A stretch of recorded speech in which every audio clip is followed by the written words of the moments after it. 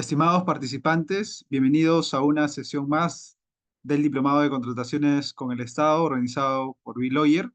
En esta sesión tenemos el grato honor de contar con el doctor Alfredo Pérez, quien nos va a exponer el tema de responsabilidad penal derivada de la contratación pública. El doctor Alfredo Pérez es abogado por la Universidad Nacional de Trujillo, con estudios concluidos de doctorado en Derecho en la Escuela de Posgrado de la misma Casa de Estudios, especialista en Derecho Penal Económico y Delitos contra la Administración Pública y coautor de la obra El ejercicio de la abogacía y sus riesgos respecto al delito de lavado de activos en el Perú.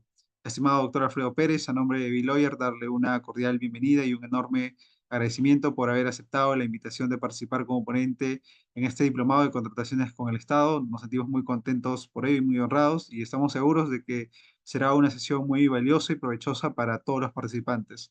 Muchas gracias y les doy el uso de la palabra para que pueda iniciar con su ponencia, doctor. Muchas gracias. Buenas noches a todos. Es un honor compartir con ustedes. Un agradecimiento especial a Bill Lawyer por esta invitación a un diplomado muy interesante, con mucho contenido, bastante contenido, y que nos va a ubicar, como vamos a ver, en muchos de los temas que se vienen presentando en la actualidad, digamos, la administración pública, en específico la contratación pública, es uno de los ámbitos con mayor repercusión en algunos casos eh, muy emblemáticos, ¿no? Que se vincula también, como vamos a ver, algunas figuras que otrora parecerían distantes, sin embargo, encuentran una relación bastante clara.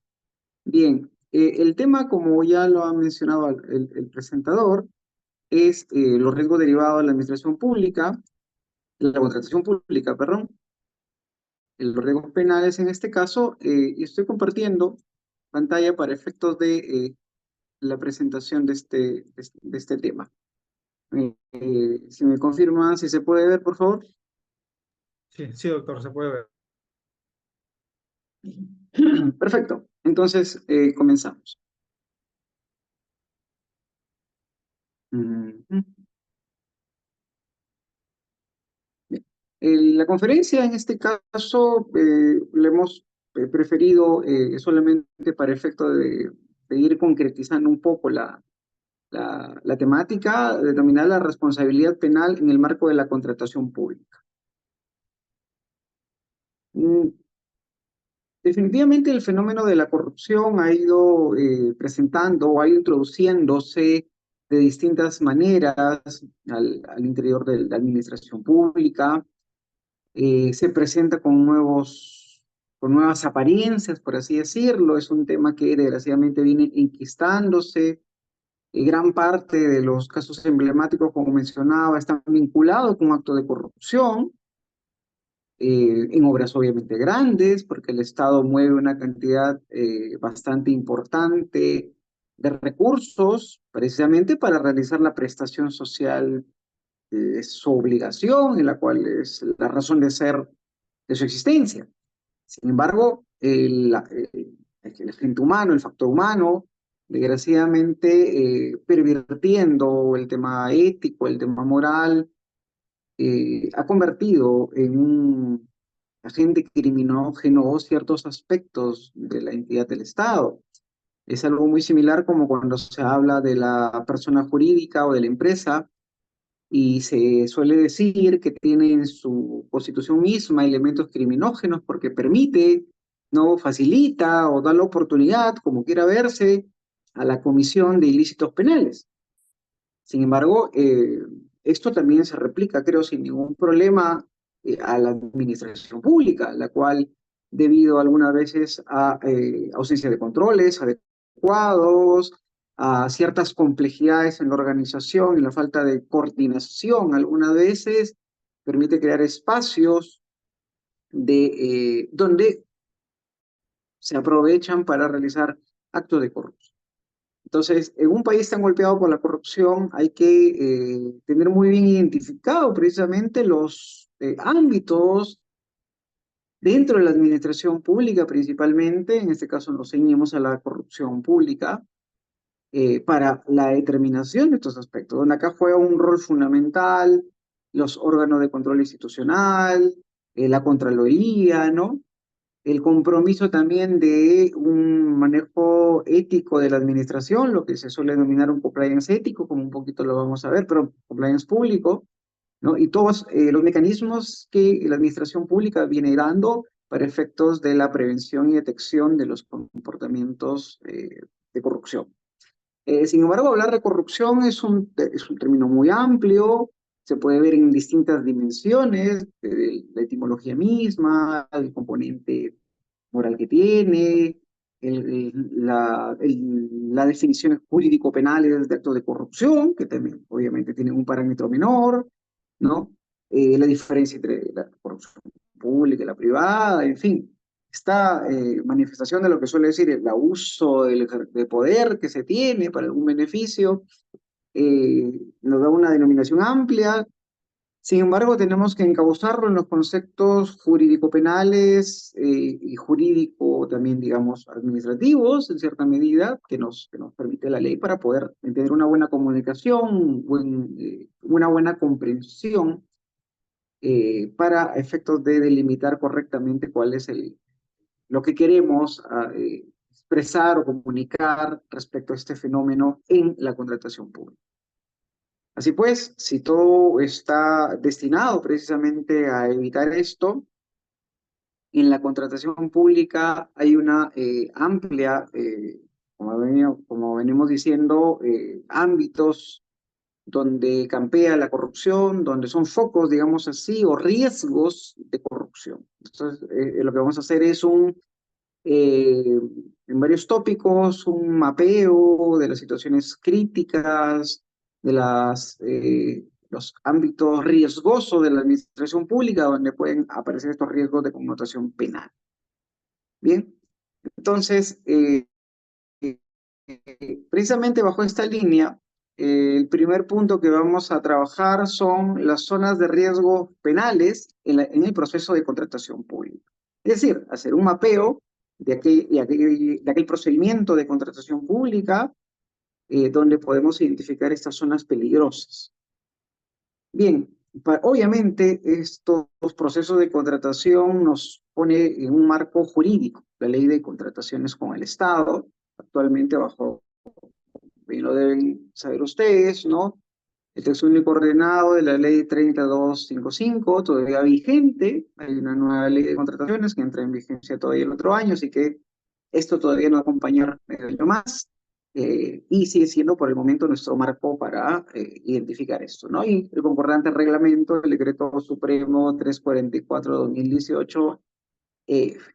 Bien, cuando uno trabaja derecho penal y en específico en los delitos de corrupción de funcionarios, encuentra este fenómeno denominado la accesoriedad del derecho administrativo hacia el derecho penal. Es decir, hay hay, o se muestra momentos donde el derecho penal está vinculado, depende en cierta medida de lo que regule la administración pública a través de las normas materiales, la norma de la administración.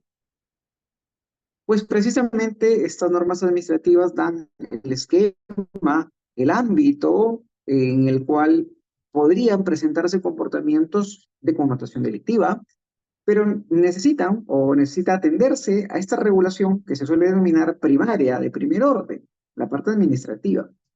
Entonces, esto es importante porque hay una comunicación entre ambos. Recordemos que una cuestión común entre el derecho administrativo y el derecho penal es el carácter público de sus preceptos, sobre todo cuando trabajamos, por ejemplo, derecho administrativo sancionador, que también es una de las manifestaciones del jus puniendi, ¿no? Igual que el derecho penal, y aparece esta figura, ¿no? Del ne bis in idem, por ejemplo, ¿no? Como uno de los principios limitadores del ejercicio del jus puniendi, donde se evidencia también estos puntos de conexión entre el derecho administrativo y el derecho penal.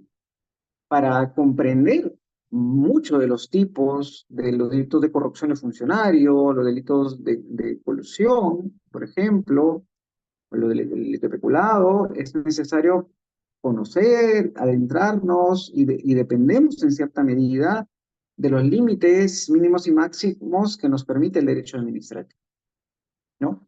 Lo que nos define, por ejemplo, que es un contrato público, cuáles son las fases de la contratación pública, en qué momento se puede entender entonces que se da la colusión. Tenemos que recurrir a este marco. Entonces se produce, además de esta comunicación, de esta dependencia, de esta relación, de esta accesoriedad entre el derecho administrativo y el derecho penal, se presenta precisamente un solapamiento de planos jurídicos, ¿no? Derecho administrativo y derecho penal. Se juntan, se integran en cierta medida, manteniendo su distancia, pero es innegable la vinculación para poder explicar lo que se ve en el ámbito donde aparecería este fenómeno. Por lo tanto, si este es el campo, el ámbito, el sector donde el derecho penal va a poner sus ojos, sus miras, donde Fiscalía va a poder ver o va a campear para determinar dónde posiblemente se ha cometido un ilícito penal. Entonces necesita, y eso tiene que ver también con los criterios materiales de imputación, necesita que los criterios de imputación en materia penal tengan o se adapten a la forma de la organización y la dinámica de la administración pública. Acá es donde cobra pues importancia los ámbitos de competencia y demás, como vamos a ver, ¿no? Y obviamente esto es, el derrotero que se sigue es cuando analizamos la contratación pública. También tendríamos que adaptar los criterios de imputación, ¿no? En relación con cómo está estructurada también el proceso de contratación.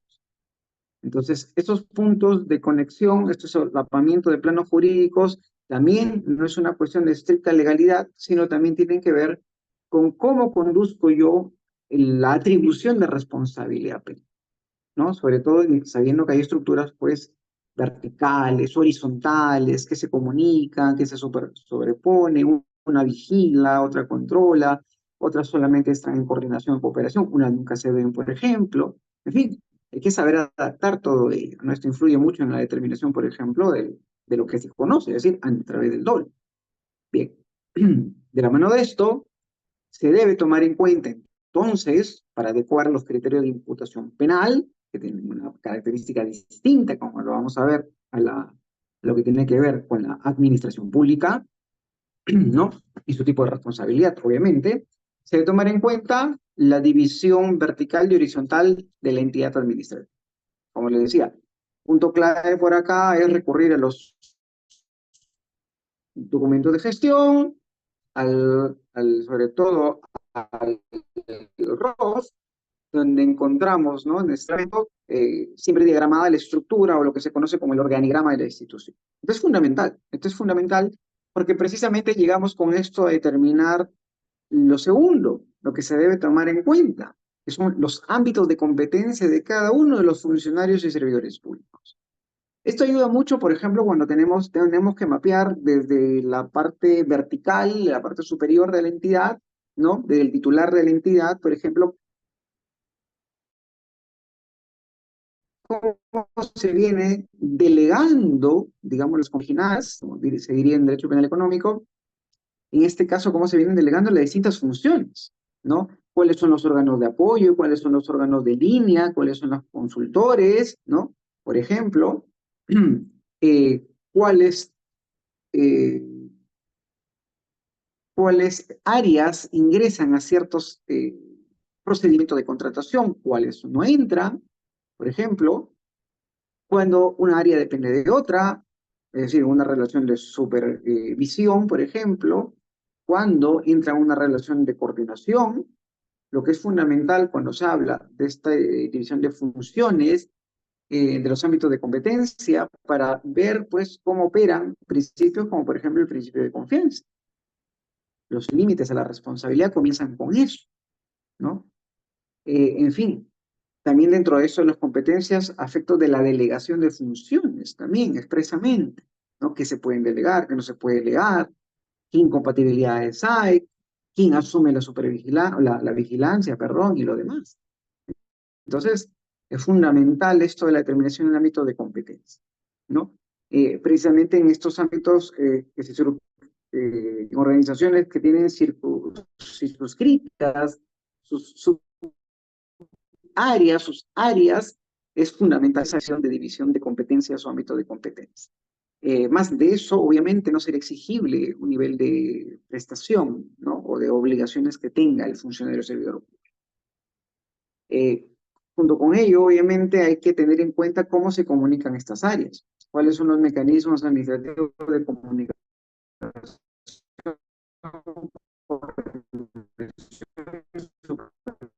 la logística, por ejemplo, supervisa abastecimiento, cuando, por ejemplo, la administración a contabilidad, a tesorería, en qué momento, dónde comienza esta comunicación, cómo es la circulación de información entre ambos, todo va al superior, algunas cosas no se comunican. Eso tiene que ver nuevamente con el tema del principio de confianza, por ejemplo, los grados también de conocimiento en función a las competencias y la estructura en cómo están eh, eh, colocados los órganos de la administración. También, obviamente, como venimos repitiendo, se debe tomar en cuenta los marcos específicos del sector en el que se desenvuelve, ¿no? En el sector, sí, por ejemplo, agrario, minero, pesquero, de la agroindustria, de la construcción, ¿no? De carreteras, por ejemplo, el MTC y todo lo demás tienen marcos regulatorios específicos, las asociaciones público-privadas, por ejemplo, ¿no? Donde hay altos riesgos de exposición o exposición a riesgos penales también, ¿no? Hay que ver todas esas situaciones para ver aquello que está permitido, que está prohibido, algunas veces en estos ámbitos específicos, y esto tiene que ver mucho con la tipicidad, incluso con el conocimiento de la ilicitud del hecho, aspectos tan específicos, específicos que incluso se desconoce para, digamos, un nivel promedio de lo que está en la administración.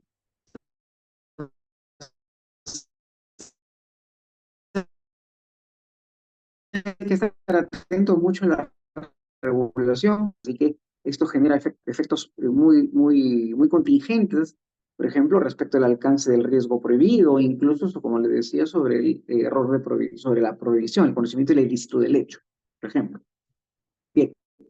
Y luego también, por último, cómo son los procedimientos para contratar, ya en el tema que nos acoge hoy día, cómo son los procedimientos para contratar la adquisición de bienes y servicios, ¿no? A particulares, es decir, la ley de contrataciones públicas. O sea, es nuestra regulación primaria, es el punto de partida y el punto final para mapear acá a través de los ojos del derecho penal, si se presentaría alguna de las figuras que están en el Código Penal que criminalizan comportamientos de corrupción que se realizan o de aprovechamiento, como dirían algunos también, en algunos momentos de la contratación pública. Entonces, precisamente todos estos elementos se dan en cuenta y evidencian esta comunicación, este solapamiento, esta accesoriedad que existe entre el derecho administrativo y el derecho penal, ¿no? Que cada uno tiene sus ámbitos de protección distintos, pero por supuesto, pero es innegable la conexión y es innegable que en ámbitos regulados se tiene que tomar precisamente la regulación primaria para poder determinar el alcance de los ámbitos de competencia, incluso los riesgos típicos. Entonces, por ahí es fundamental tener primero mapeado esto. Como consecuencia de esto, entramos ya a lo que es el proceso de contrataciones, y esto lo conocen mucho mejor ustedes. Hay varios especialistas también en la materia que han dictado, vienen dictando este diplomado, lo han explicado obviamente con toda la solvencia y expertise incuestionable. Sin embargo, para efecto de un mapeo, lo vemos o agrupamos las fases del proceso de contratación en tres momentos, ¿no? Los actos preparatorios, los procedimientos de selección y la ejecución contractual. Dentro de los actos preparatorios, la programación, el plan anual el PAC, contrataciones, los expedientes de contrataciones, el comité de selección o el órgano encargado de las contrataciones, dependiendo si es una licitación pública, un concurso público, una subasta, una compra directa, una contratación directa, perdón, y el tema de la elaboración de las bases, como actos preparatorios. Luego, los procedimientos de selección, donde obviamente la parte importante es determinar los métodos de contratación, es decir, qué tipo de procedimientos se van a usar para convocar o para contratar, ¿no? Si una licitación, un concurso público, ¿no? Una subasta, una contratación directa, ¿no? Etcétera. Eh, Dentro de esto también están las etapas de cada uno de los procedimientos, ¿no? Eh, las- eh, Sobre todo sobre todo que cada procedimiento de contrataciones tiene sus procedimientos, sus características propias, ¿no? Que hay que tener en cuenta, ¿no? Cuando comienza una gran diferencia, precisamente para saber y eso determinar qué es lo que está prohibido, cuáles son los ámbitos también en los cuales intervienen ciertos funcionarios y cuáles no. Eso también es sumamente importante para ir haciendo esa división como punto específico de la regulación. En el caso de lo que declara desierta, el recurso, las cancelaciones, la nulidad y algo problemático siempre, la solución de controversia. ¿No? Solución de controversia. Y por último, la ejecución contractual, donde encontramos temas también sensibles, como vamos a ver, o riesgosos, como la suscripción del contrato, los requisitos para la firma, la ejecución contractual, las conformidades, pago, culminación del contrato, contrataciones, complementarias, solución otra vez de control. Bien, entonces, estas fases para nosotros nos dan una perspectiva, nos dan un marco en el cual, o en el cual nosotros vamos a ir mapeando zonas, como lo denominamos, de riesgos penales, identificables. Obviamente esto no es un ejercicio exhaustivo, no acá hay pretensión de exhaustividad, de decir que ya se mapeó todo y que no hay ningún otro riesgo. Por supuesto que esto es eh, eh, falso, decir si hemos completado toda la relación de riesgos y todas las contingencias que pueden haber.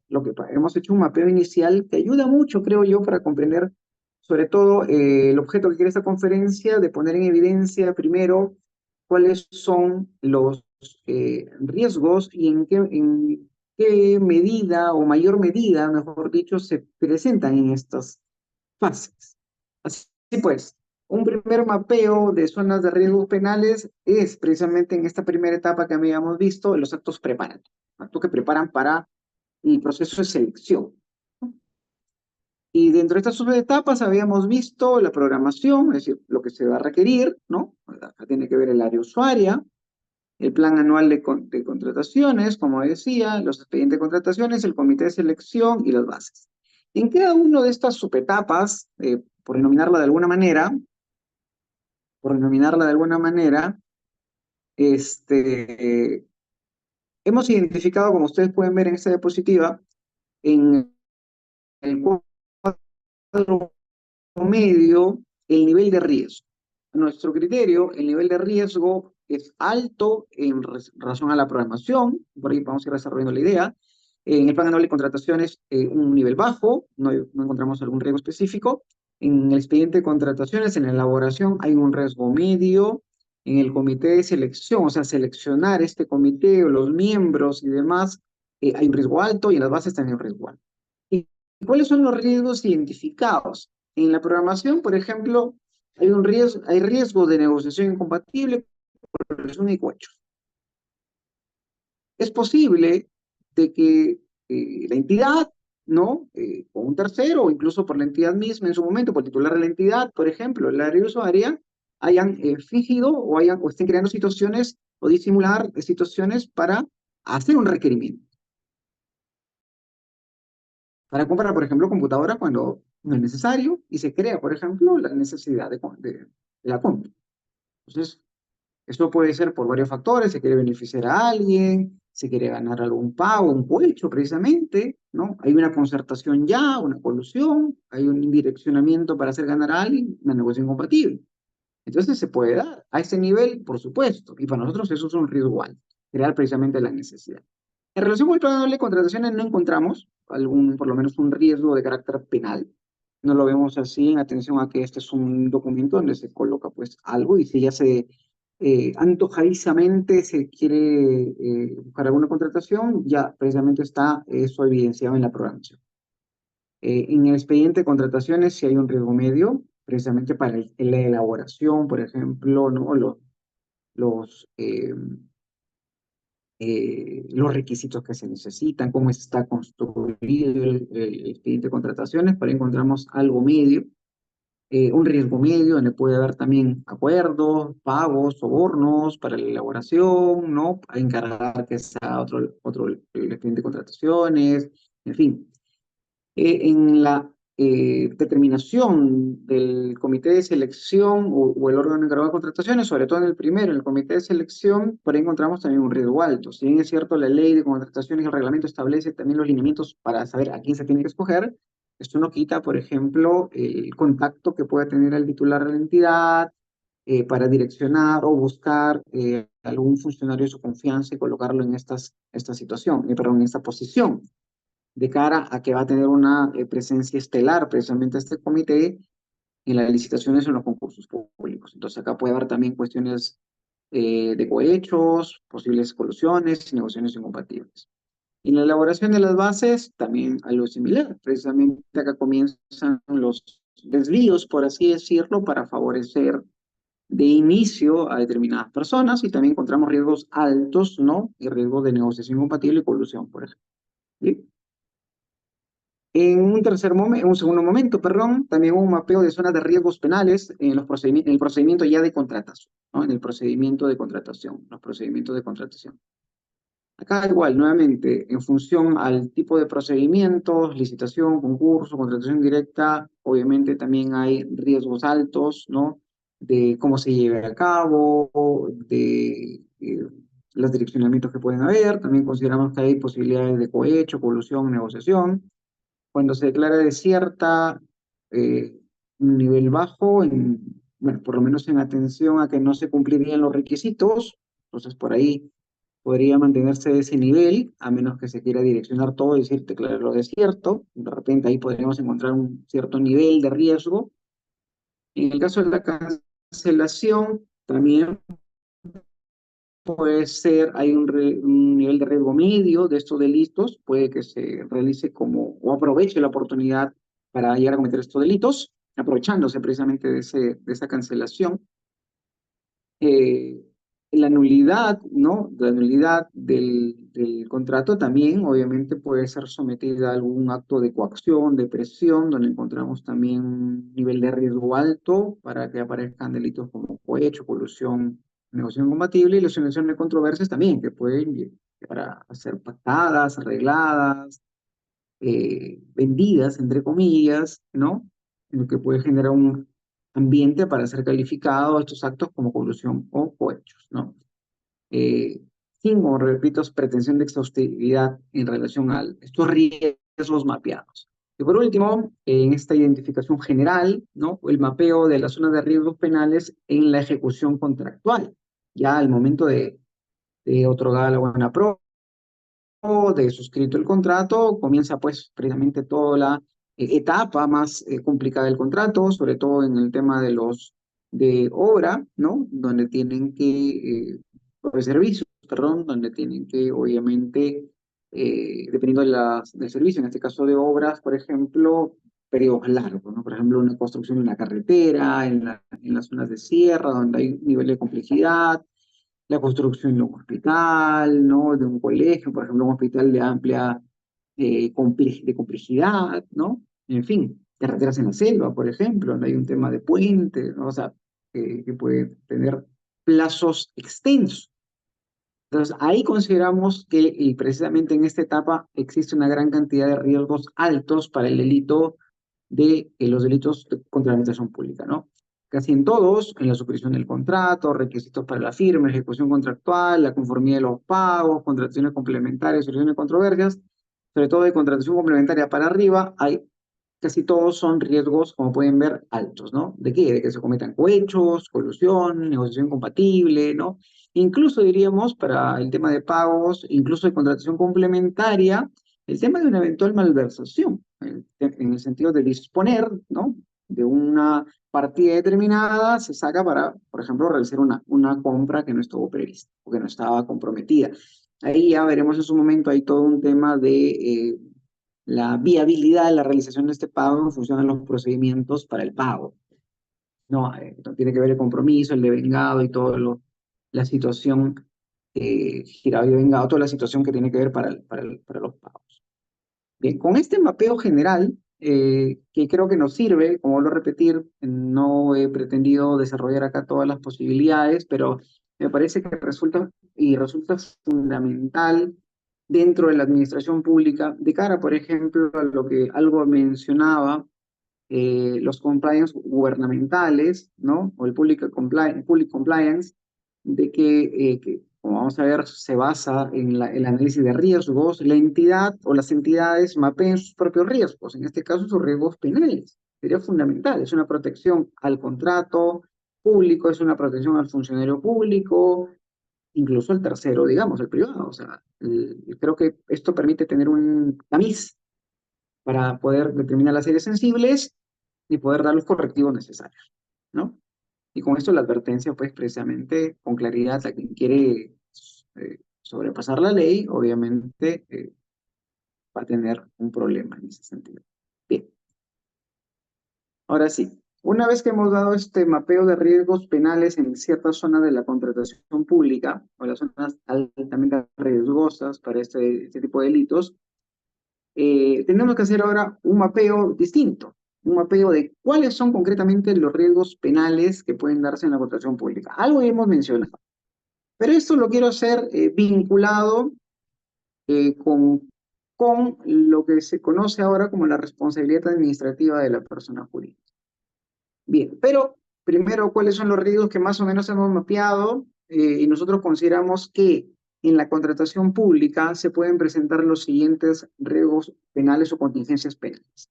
El cohecho pasivo, o sea, es aquel cohecho realizado por el funcionario público, servidor público, está en el artículo 393, 394 y 395. Básicamente solicitar, aceptar, recibir, ¿no es cierto? También la figura de cohecho activo, la contraparte, ¿no? Que es el privado que busca, acepta, por ejemplo, la dádiva y la promesa, etcétera, etcétera. Están a partir del artículo 397, 397A, lo que tiene que ver con el transnacional, y el 398. Además de ello, también el riesgo de la negociación incompatible, pero acá ha salido incompleto, el delito de colusión, simple o agravada, 384, el delito de peculado, el artículo 387, puede darse, por ejemplo, cuando se dispone el pago a trabajadores fantasmas, ¿no? Cuando no hay algún elemento colusorio, puede trabajarse la hipótesis de que se está beneficiando un tercero a través de la entrega de dinero, ¿no? Puede trabajarse la hipótesis de peculado, puede haber apropiación del sujeto público de dinero de las arcas del Estado sobre pretexto de una contratación directa, por ejemplo, también peculado. La malversación de fondos, como le decía, que creo que es un delito pasible o de posible realización en el marco de una contratación pública. Y aparecen unas figuras que, un poco distintas, que no son delitos de corrupción, que no están vinculadas con la contratación misma, pero que considero que, si se puede, son riesgos alejados o riesgos contingentes, pero igual siguen siendo posibles delitos imputables a los funcionarios públicos dentro de la contratación pública, que es el delito de enriquecimiento ilícito, ¿no? Que, por ejemplo, bueno, eh, cuya naturaleza, consideramos de manera errada, se suele ir denominando jurisprudencialmente como un delito residual. Consideramos que no es así, que no tiene el carácter de residual, pero sí es un delito que se apoya en presunciones debido a la existencia de un desbalance patrimonial a favor del funcionario en un periodo donde él ha sido funcionario o servidor, pues, funcionario público, ¿no? Entonces, este delito tampoco no es algo, o no está vinculado directamente con la contratación, pero puede generarse, puede hablarse de recibos, puede llegarse a la conclusión de que el funcionario, por ejemplo, la logística, el jefe del área usuaria que más ha solicitado servicios de contratación pública o hecho requerimiento de contratación, o incluso el titular de la entidad, ¿no? En ese periodo se diga que ha recibido suma de dinero, producto de cohechos, por ejemplo, y como no ha podido ser demostrado en su oportunidad, pero hay un desbalance que da la imputación por enriquecimiento ilícito. Entonces, no es algo ajeno al mapeo de riesgos derivado de supuestos actos de corrupción, por ejemplo, dentro de la contratación pública. Y como decimos acá, si todo falla, algo que se ha vuelto una suerte de recurso, cuando todas las hipótesis no son difíciles, o todos los delitos previos o que te permitieron enriquecerte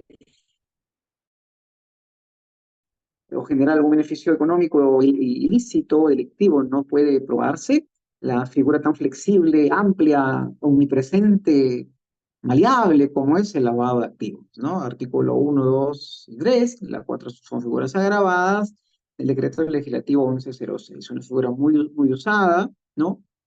Que viene a desplazar muchas veces el tema de la imputación por enriquecimiento ilícito, ¿no? Precisamente por la cantidad de acciones procesales en la investigación de delito que te permiten, ¿no? Entonces, precisamente los casos emblemáticos, ¿no? Donde están expresidentes, candidatos, están llevados ahora por activo, ¿no? Repito, abre una amplia gama de elementos de persecución del delito que se hace fuerte, ¿no? En un proceso penal. Contra el imputado, obviamente, ¿no? Bien. Acá, bueno, simplemente están las figuras delictivas, el cohecho pasivo, ¿no? Pasivo genérico, transnacional, la negociación incompatible, que brevemente sí, cabe indicar que es cuando el funcionario servidor se interesa indebidamente, ¿no? En provecho propio y tercero de cualquier contrato o operación, ¿no? En el caso de la colusión es la concertación para defraudar, o en el caso del perjuicio producto de la defraudación, en el caso de la colusión agravada, abajo, ¿no? Colusión agravada. Y las figuras agravadas de la colusión, ¿no? Que es que ver con ser integrante de una organización criminal y demás. Especulaba la apropiación por parte del funcionario de los bienes que obviamente tiene por razón de su cargo, esto en una relación funcional, administración, custodia, percepción, ¿no? En fin, el enriquecimiento que les había mencionado y que el lavado de activos, ¿no? Todos famosos actos de conversión y transferencia, actos de ocultamiento de tenencia, el traslado o ingreso de territorio nacional y bueno, circunstancias agravadas. En su momento nosotros, como lo quiero hacer ver, en esta en esta diapositiva del mapeo de los riesgos penales hay ciertos delitos que están con subrayado y con negrita. 1, 2, 3, 4, 5, 6, 7, 8. Lo hemos hecho con la intención de de vincularlo, de ligarlo con la diapositiva siguiente,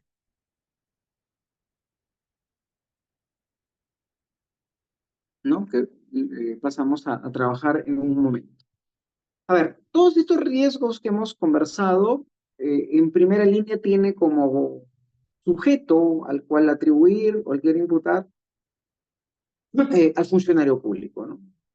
Sin embargo, estas figuras tampoco no son ajenas al privado. Por ejemplo, en el cohecho activo, o sea, con el privado es el que soborna, ¿no? O acepta o da la dádiva, eh, sino también, no solamente ahí, sino también estas figuras admiten, pues, intervención delictiva, instigación o complicidad, y por lo tanto el particular puede intervenir en ellas, es decir, puede ser partícipe, por ejemplo, del delito de colusión.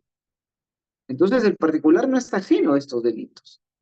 No se agota en estos delitos solamente con el funcionario público, sino también puede repercutir sobre el tercero, sobre el proveedor, sobre el contratista, por ejemplo.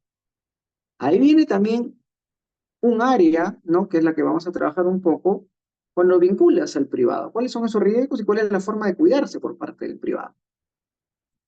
Por eso es que ponemos acá que la responsabilidad por los riesgos penales creados se agota solo con la atribución a las personas naturales.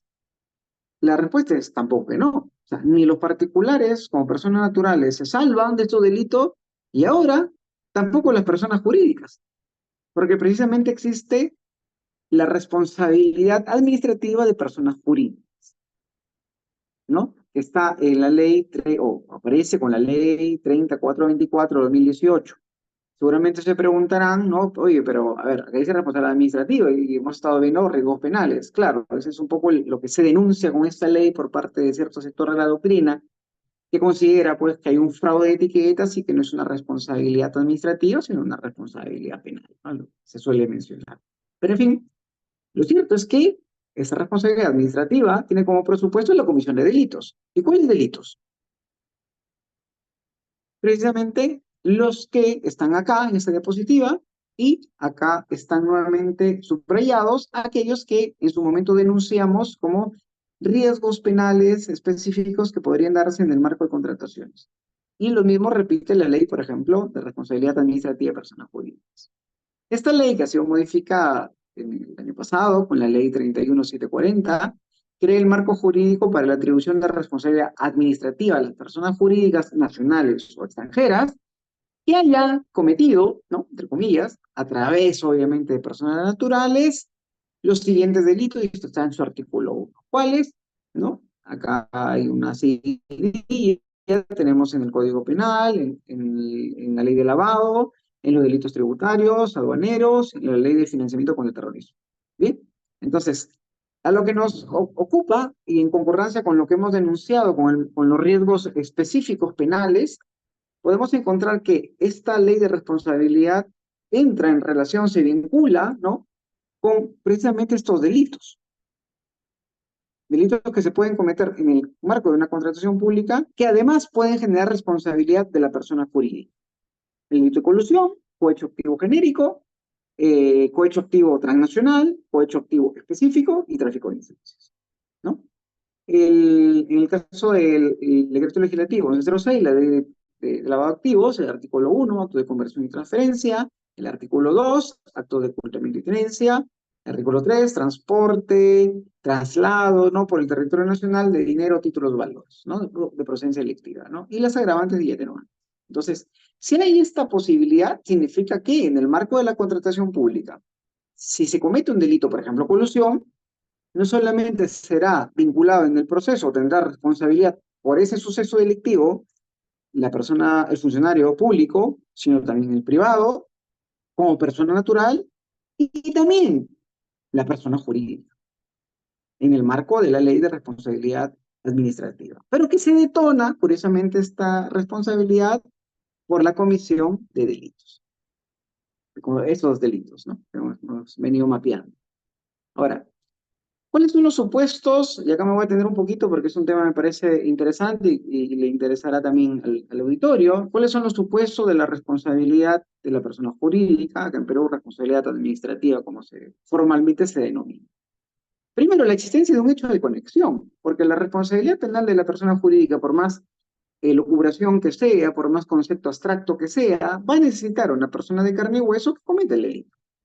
Que son, según como se tiene que entender, tiene responsabilidades independientes, la persona jurídica responde por su propio hecho, pero la persona, perdón, natural por su propio hecho, pero la persona jurídica responde por alguna circunstancia, como vamos a ver, algún desorden organizativo, un déficit organizativo, como se suele decir dogmáticamente, pero requiere precisamente un hecho de conexión, donde aparece la persona natural.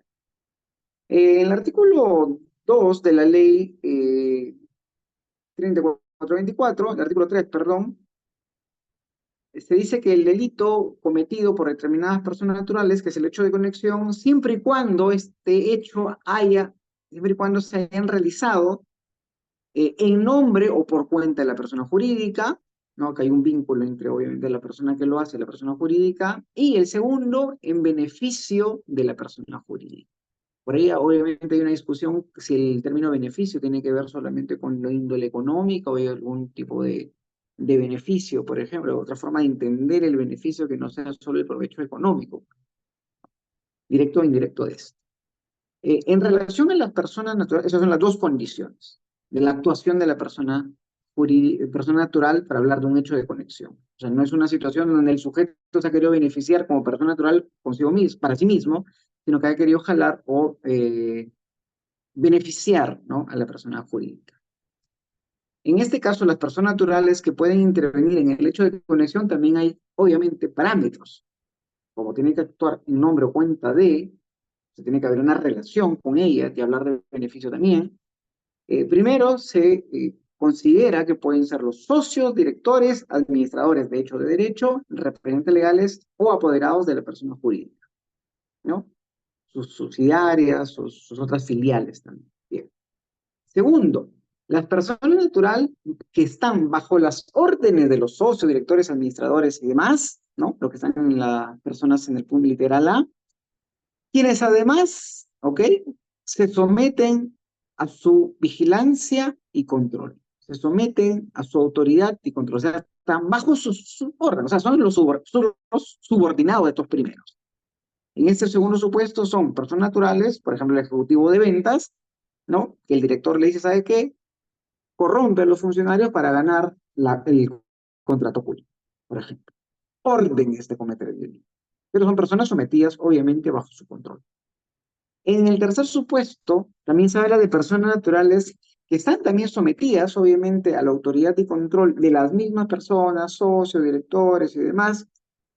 Bien, pero que esta vez estas personas naturales no hayan cometido la actividad delictiva, ¿no? Las que hemos visto, solamente esas, por ejemplo, cohechos o colusiones, lo hayan realizado, pero no por orden o autorización de los socios y directores, sino porque estos superiores, ¿ok? Sino estos superiores, socios, directores, administradores y demás, han incumplido, ¿qué? Deberes de supervisión, vigilancia y control. Y precisamente como han incumplido esto, se haya creado el espacio que haya permitido o hecho posible que estas personas delinquen. Y obviamente no delinquen para beneficio de ellos propiamente, eh, sino para beneficio de la persona jurídica. Entonces, estas personas naturales, cuando cometen bajo estas condiciones que establece la ley, estos ciertos delitos, ¿no? Y actúan obviamente por nombre y cuenta y en beneficio de, jalan o se convierten en el hecho de conexión que evidencia que es un hecho imputable a la persona jurídica. ¿Muy bien? Esa es la importancia de tener en cuenta estos requisitos del hecho de conexión. Ahora, ¿cuáles son las medidas administrativas aplicables, perdón, a las personas jurídicas?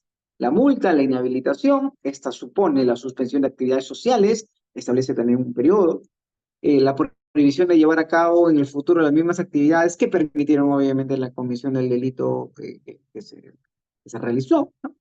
Y también la inhabilitación para contratar con el Estado de carácter definitivo. C, la cancelación de licencias, concesiones, derechos, autorizaciones administrativas o municipales, y la clausura de los locales o establecimientos de forma temporal o definitiva. Y por último, la más drástica, la disolución, ¿no? La disolución.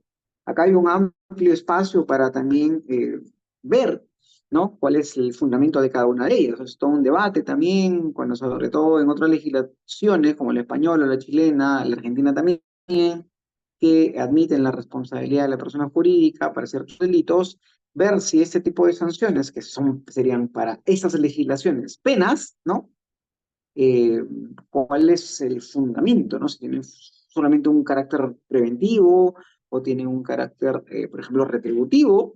Por ejemplo, puede hablarse esto en el caso de la disolución y demás, ¿no? Bien, perdón.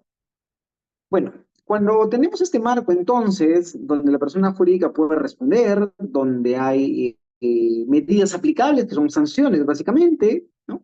A la persona jurídica, la pregunta es, bueno, ante esta situación, ¿qué puede hacer la persona jurídica? Y acá se abre el mundo del compliance, que es una forma de autorregulación de la persona jurídica. Este concepto de autorregulación, pues, viene de antaño en otros lares, ¿no? Sobre todo de carácter anglosajón, donde la persona jurídica o la dimensión de la persona jurídica de cara a una responsabilidad penal no ha sido de mayor debate, ha sido admitida. Estados Unidos tiene una larga tradición en ese sentido, no de sanciones a la persona jurídica y demás. Y el fenómeno de la autorregulación de la persona jurídica parte precisamente porque esta persona jurídica decide voluntariamente evitar contingencias, ¿no?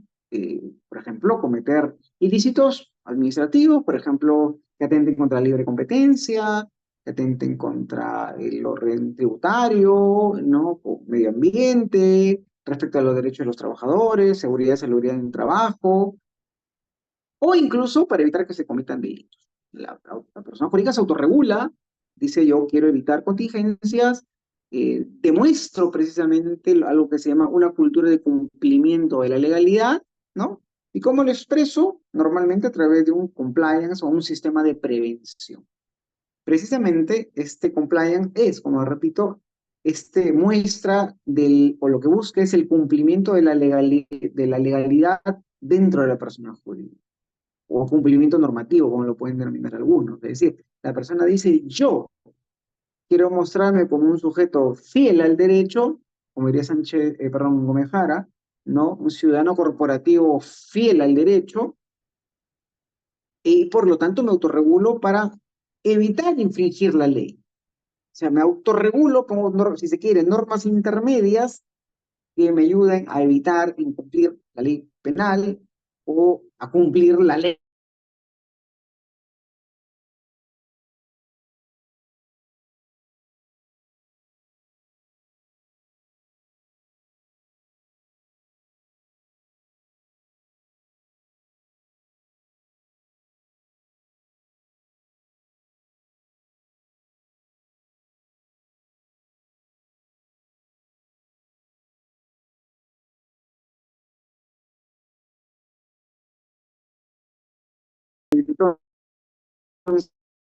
Entonces, eh, eh,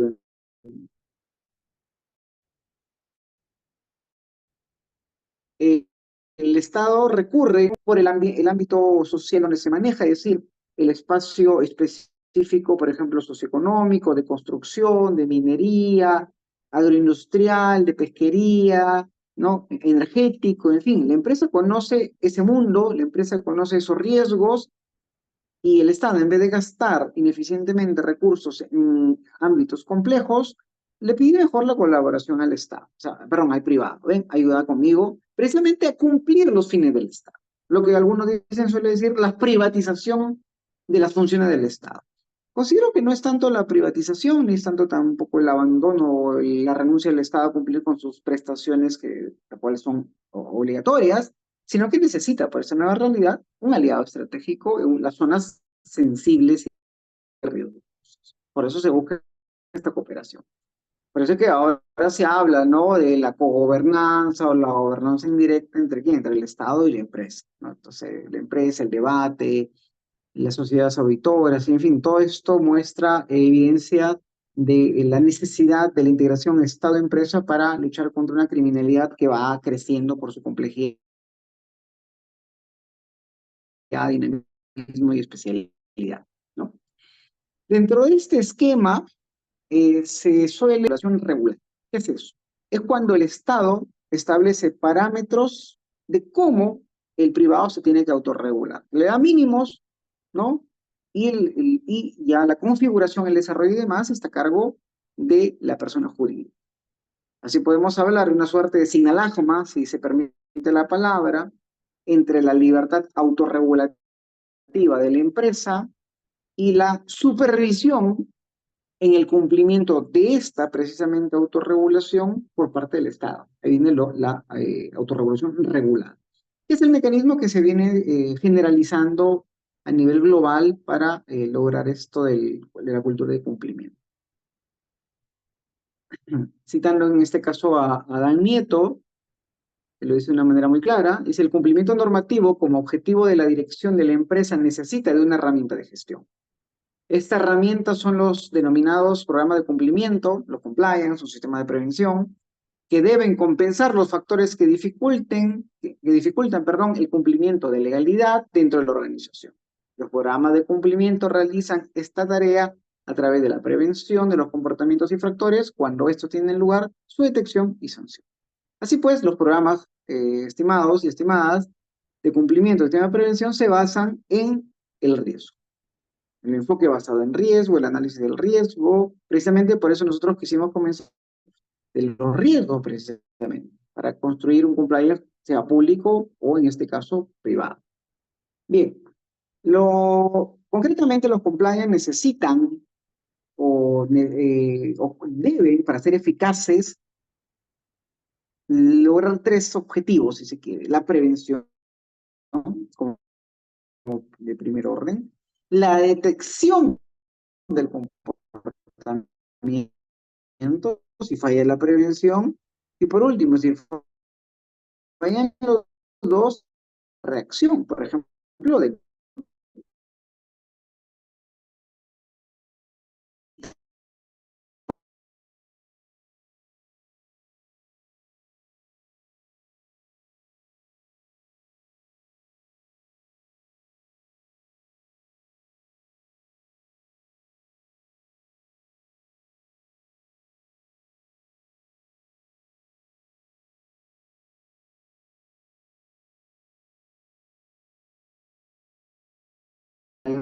papel. Bien, entonces la responsabilidad penal de la persona jurídica, sobre todo la Corte Penal, tiene precisamente esa misión, ¿no? Potencia la regulación, busca la autorregulación y te premia de alguna manera, ¿con qué? Puede ser con eximentes o atenuantes, por ejemplo. En caso de la ley peruana, el artículo 2 habla de eximentes. Eh, Es decir, cuando tienes un sistema de prevención que está diseñado e implementado con anterioridad a la comisión del delito, y aún se comete el delito y se entiende que es una falla del privado, que obviamente es ineficiente al 100%, entonces puede que se comete, pero si funciona, si se determina la ineficiencia, responderá la persona física como un premio mayor, ¿no? La ley peruana establece una excepción, ¿no? Que en caso el delito sea cometido por los socios, o sea, personas de alto nivel, ya no, pero así funcionaría el eximente. Si funciona antes del delito, bien, eximente.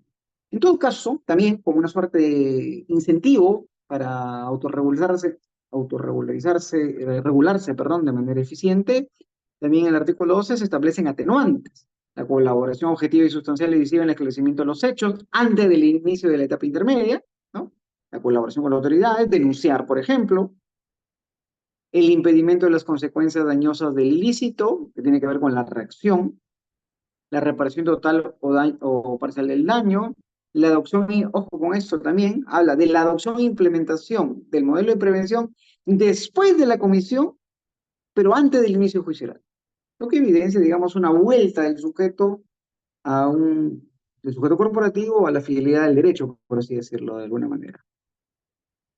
Y por último, curiosamente, la acreditación parcial de los elementos mínimos de un modelo de prevención. Es decir, muestra que sí has tenido un modelo de prevención, pero ha sido no eficiente. Sin embargo, se da algún beneficio, por así decirlo, de la duda, en el sentido de que no ha sido un simple compliance cosmético, sino algo sí ha existido, pero no ha funcionado como se debe. Entonces, esos son los incentivos de la ley peruana para admitir un compliance. Ahora, y con esto ya vamos a ir cerrando también esta sesión. El tercer tema son las situaciones específicas de riesgos penales en el proceso de contratación pública. Ya hemos hablado de los riesgos, de las zonas de riesgos, pero quería trabajar solamente cuestiones muy puntuales. En el caso de la formulación del requerimiento, cuando el área usuaria dice, oye, necesito comprar, por ejemplo. Entonces, acá habíamos dicho, se puede presentar la necesidad, entre comillas, ¿no? Simulada, forzada, de adquirir determinado bien o servicio. Bienes o servicios. Acá, ¿quiénes podrían intervenir? Hablaríamos del titular de la entidad, del área usuaria, del logístico, de la administración, del administrador específico, ¿no? Todos esos pueden intervenir. Y esto también nos puede, o identificamos los riesgos de negociación incompatible cuando se quiere, se interesa a favor de un privado, de colusión si es que ha habido un acuerdo, por ejemplo. Se puede dar desde ahí esa situación. En el otorgamiento de la buena pro, donde se da acá, creo, el gran porcentaje de situaciones que generan denuncias por colusión, ¿no? Como el elemento, digamos, más céntrico o el elemento donde se logra materializar básicamente el pacto colusorio, como dirían algunos, ¿no? Acá se puede presentar lo siguiente, ¿no? El titular de la entidad determina, ¿qué pasaría, no? Si el titular de la entidad determina, o sea, convence, si se quiere, a los miembros del comité de selección para que hagan ganar a uno de los postores con quien ya ha llegado a un pacto. Es decir, ya hay un pacto, una concertación entre el titular de la entidad y el privado, y el titular de la entidad convence a los miembros del comité a que lo hagan ganar, lo hagan ganar. Acá la pregunta es, ¿cómo se califica su intervención? En caso del titular de la entidad, autor también de colusión o instigador de colusión. Consideraríamos nosotros que sería un autor de colusión en atención a la posición que puede tener de cara a la contratación. Hay un proceso que ya está obviamente iniciado, entonces desplazaría este acto de investigación por el acto ya eh, de ejecución, ¿no? Y consumación incluso del acto colusorio. En el caso de los miembros del comité, se entendería que siempre son autores directos. Eso tiene que ver con esta discusión sobre si hay coautoría o no hay coautoría en este tipo de delitos, ¿no? Particularmente me decanto porque es minoritaria también la posición que dice que hay coautoría, no autoría. Pero también se presenta la siguiente situación, ¿no? Y si los miembros del comité, previo pacto con el privado, o sea, ya han pactado, son los que determinan al titular de la entidad a que facilite o evite la oposición para otorgar la buena prueba. Es decir, y hay un pacto colusorio y le dicen al titular, oye, tú evita, ¿no?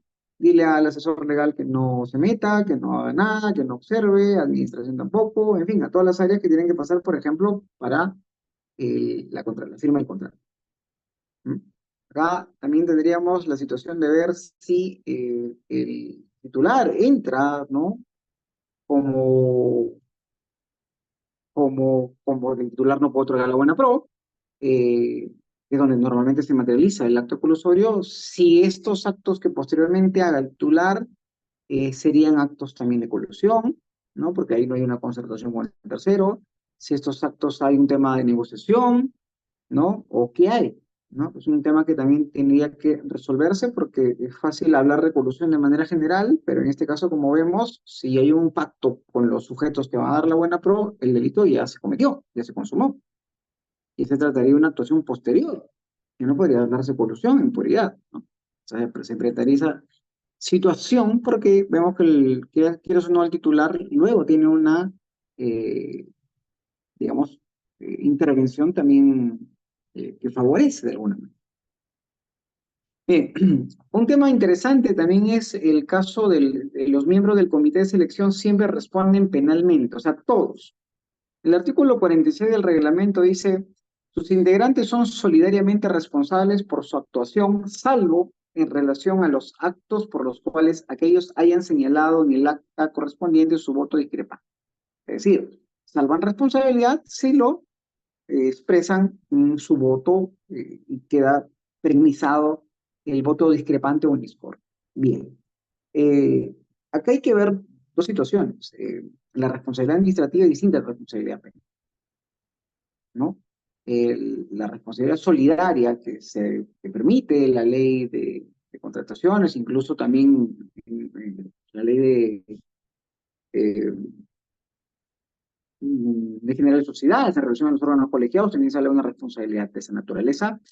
Eso no puede ser predicable para el derecho penal, donde la responsabilidad es personalísima. Entonces no puede creo yo, hablarse abiertamente, decirse abiertamente que si todos han intervenido con voto favorable, todos se entiende que se han concertado para y todos tendrían que responsabilidad penal.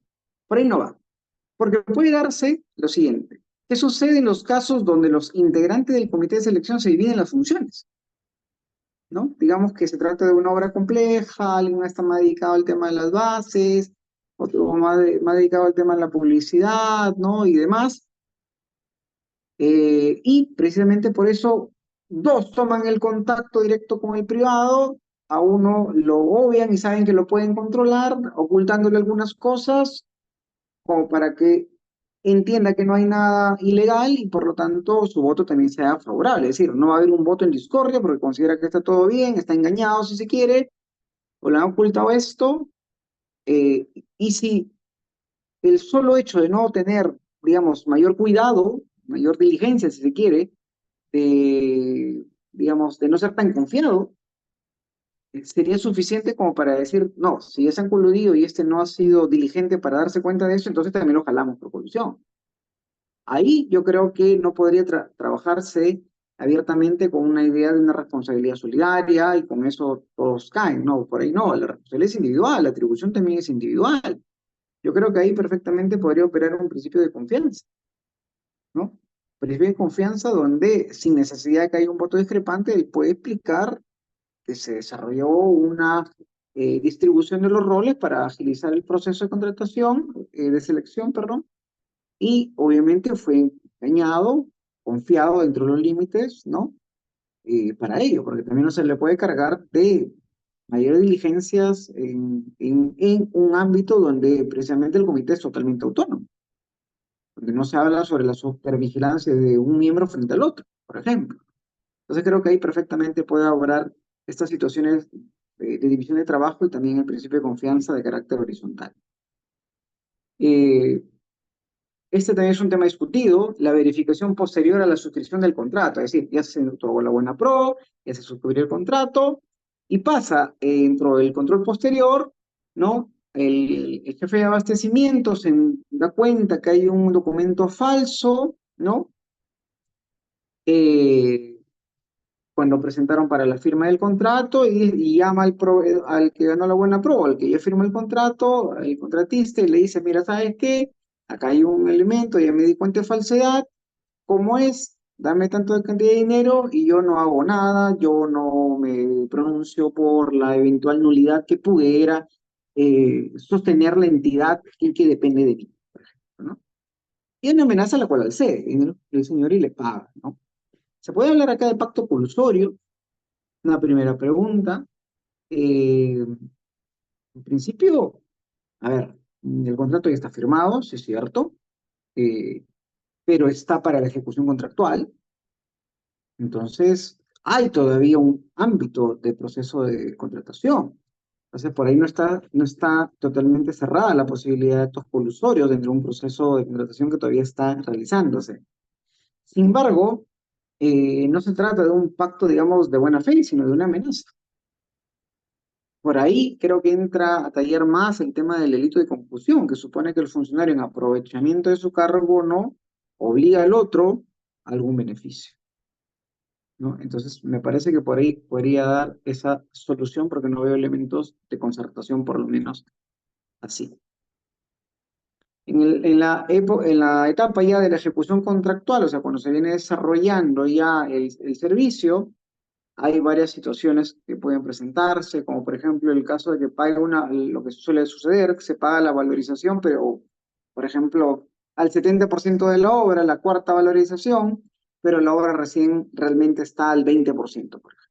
Y acá interviene pues el contratista, el supervisor, el residente, el logístico, administración, tesorería, contabilidad, en fin, varias áreas, pues toda la cadena que tiene que ver con el pago desde el campo hasta el pago, ¿no? Desde el área donde se está realizando el servicio hasta la entidad, ¿no? Acá el riesgo penal, fijo, colusión o negociación compatible. Son los riesgos penales más claros. Ahora, todos tienen que responder. La respuesta a nuestro juicio es que no. Primero, con lo que comenzábamos, recuerdan esta exposición, se debe determinar los ámbitos de competencia y conocimiento según la estructura organizativa. A ver, si hay una colusión entre supervisor, residente y contratista para que en el cuaderno de obra, que es un elemento que se lleva del campo propiamente dicho hasta la entidad, para que el área usuaria, el logístico y todos los que intervienen simplemente revisen que esté, dicen acá está, el ingeniero dice que sí, está correcto, hay principio de confianza otra vez, que los que están en el campo manden, porque no van a obligar al logístico o al administrador o al tesorero a que vaya. O sea, ya ahí se hace una exigencia imposible. Entonces, no todo el que interviene ahí tiene una responsabilidad sobre el principio de confianza sobre la base de la documentación.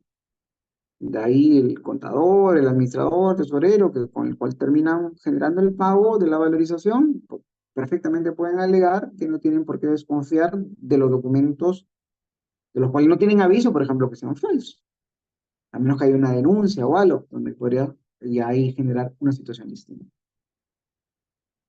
Ahora, el último tema que me pareció interesante, y con esto ya concluyo, es el tema de la responsabilidad penal del asesor jurídico externo. Para esto he tomado solamente un caso, voy a obviar nombres.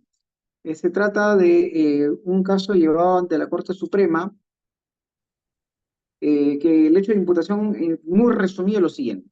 En calidad de abogado del estudio jurídico, un estudio jurídico externo, elaboró 4 informes legales que permitieron, perdón, que una entidad que es por inversión no tome en cuenta los oficios de la Contraloría General de la República, mediante los cuales, los que señalaba, perdón, que no deberían suscribir el contrato de concesión del tramo 2-3 del proyecto Corredor Vial Sur Perú-Brasil, debido a que las empresas postoras tenían procesos judiciales contra el Estado en Perú.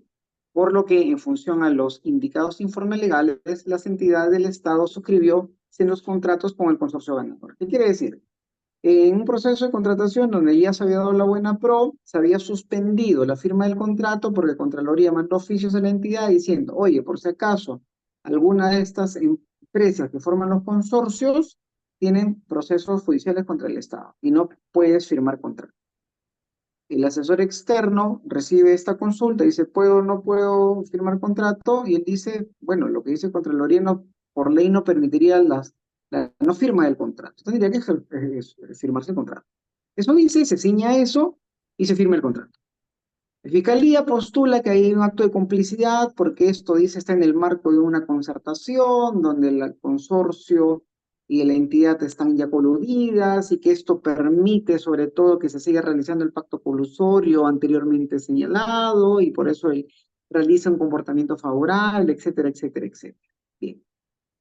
Y esto es lo que carga precisamente un asesor externo, un consultor jurídico, ¿no? Se le somete temas delicados y obviamente puede generar, ¿no? Actos de la entidad o determinar actos de la entidad que después pueden repercutir en contra. En este caso, al ser privado, obviamente la imputación sería por complicidad en colusión. La Corte Suprema, un fallo interesante, que es en este caso la casación 526-2022, a través de una excepción de improcedencia de acción, consideró que el asesor legal se mantuvo dentro de su rol de consultor jurídico, así como no formuló recomendaciones, solo respondió lo consultado en el Fundamento Jurídico 8, y además, dicho informe, esto es lo curioso, fue expedido luego del supuesto pacto colusorio, informe que además no era vinculante, dice. Se trata de un comportamiento social que se incluye dentro de lo que la doctrina penal denomina conductas neutrales, inocuas, estándares, socialmente adecuadas, etc., ¿no? Bien. Es decir, en este caso la Corte Suprema dijo hay atipicidad objetiva porque no se ha creado ningún riesgo típico por la labor del consultor al absolver la duda que se le había hecho. Se mantuvo dentro de su rol. ¿Cuál es el acierto de esta sentencia, de esta casación? Establecer que si ya es lo que queremos, más relevante, establecer que si ya existió acuerdo, pacto colusorio, la intervención de un tercero posterior al mismo no podría ser entendida como acto de complicidad, pero por supuesto, si Fiscalía decía, oye, esto es una manifestación, decía, es que este asesor también se ha concertado para este informe y favorecer la firma del contrato porque ya hay un acto colusorio previo, es contradictorio. ¿Cómo puedes concertarte sobre un pacto que ya se dio? Entonces, eso me parece correcto. Y no se trata de una etapa contractual donde se haya necesitado su opinión como determinante, es otra situación que también la Corte evidenció. ¿Qué observamos? ¿Qué es lo que no queda muy claro? No establece con claridad cuáles son los criterios para determinar cuándo un asesor legal externo puede salir de su inocuidad inicial a través de un acto concreto que pasa a tener relevancia penal como acto cómplice. En otras palabras, no nos dice y cuándo el asesor jurídico puede salir del inocuo y decir, oye, sí, acá está favorecido. No lo dice, bueno, tampoco no es algo que tenía que desarrollar, algunas ideas dogmáticas, pero no aplicables al caso concretamente. Y bueno, nosotros consideramos ciertas cuestiones, pues, ciertas cuestiones. ¿Cuáles son las contingencias penales del asesor legal externo en la contratación pública? Decimos lo siguiente. Por el tipo de vinculación con el Estado, nunca va a ser considerado un funcionario público más allá de lo que diga el 425 del Código Penal. Por lo que, como autor, nunca va a ser. Hasta ahí estamos correctos. Sin embargo, como asesor externo, obviamente no podrá tener cargo en la administración ya. Sin embargo, el riesgo penal consistente en la consiste, perdón, en una eventual, como pasó en este caso, imputación por complicidad en el delito de colusión y de negociación compatible. Puede ser. El punto central en este caso, el punto central es que el asesor externo, el asesor consultor o el asesor legal eh, se maneja a través de informes, opiniones y consultas que elabore a solicitud de la administración pública. Si este es un mecanismo de comunicación, sus aportes o su intervención en una contratación, por ejemplo, pública, nosotros hemos evidenciado dos niveles de riesgo, un alto y uno permitido.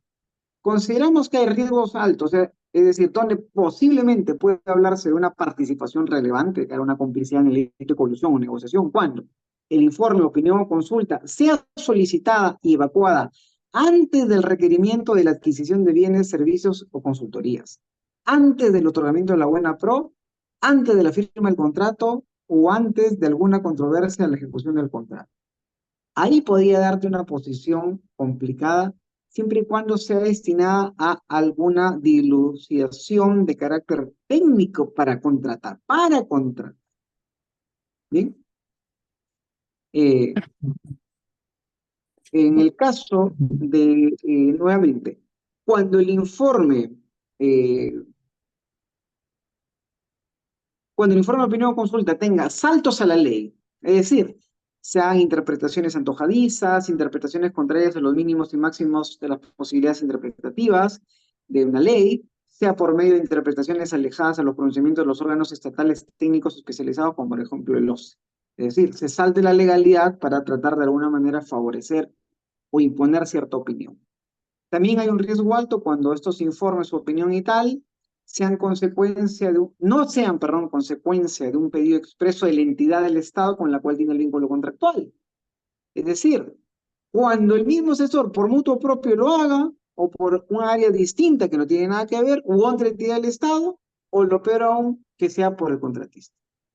Es totalmente sospechoso, suspicaz, y puede generar eso repercusión penal. Y por último, cuando el informe, opinión o consulta no se ciña a los alcances del contrato, ¿no? Por ejemplo, es un consultor en tema de contrataciones y da una opinión, por ejemplo, de delitos penales, civiles u otras cosas, por ejemplo. Ahí se trastoca y dice, oye, ¿por qué te metes en un asunto que no puedes pronunciar? Es tendencioso, puede desbaratar la inocuidad, la neutralidad y hablarse de un comportamiento de favorecimiento. Y donde, por el contrario, creo que el consultor puede estar dentro de su riesgo permitido y por lo tanto no tener relevancia penal, es cuando el informe de opinión o consulta contenga un análisis objetivo del tema requerido y además se expresen interpretaciones dentro de los mínimos y máximos posibles que permita algún precepto legal aplicable a la consulta. El informe de opinión o consulta siempre sea consecuencia de un pedido expreso, como en este caso, de la entidad del Estado con la cual tiene vínculo contractual. Y por último, el informe, opinión o consulta se ciña a los alcances del contrato teniendo los puntos específicos, ¿no? Al área específica por la cual ha sido contratado. Así, con esto, mis estimados, he concluido la exposición de hoy día.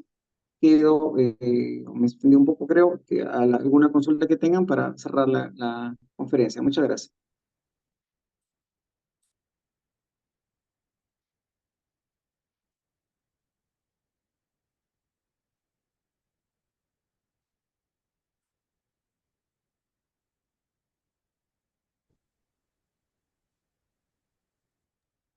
Muchas gracias, estimado doctor Alfredo Pérez. Si alguno de los participantes tiene alguna duda, alguna pregunta, alguna interrogante, puede levantar su manita y se le cederá el uso de la palabra. O en todo caso puede dejar su pregunta en la bandeja de mensajes y el doctor lo responderá con todo gusto.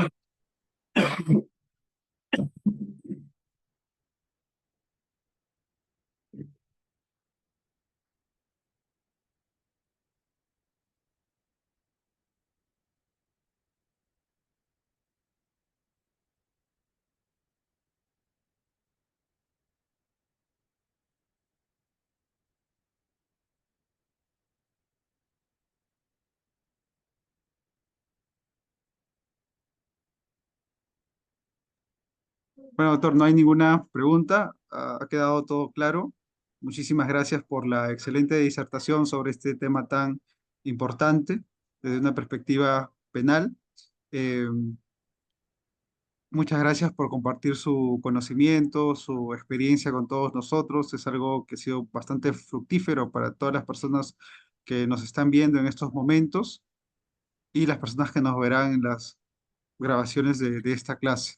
Muchísimas gracias y esperamos en otra oportunidad volver a contar con usted, doctor. Ha sido todo un gusto, ha sido todo un honor para Bill Oyer.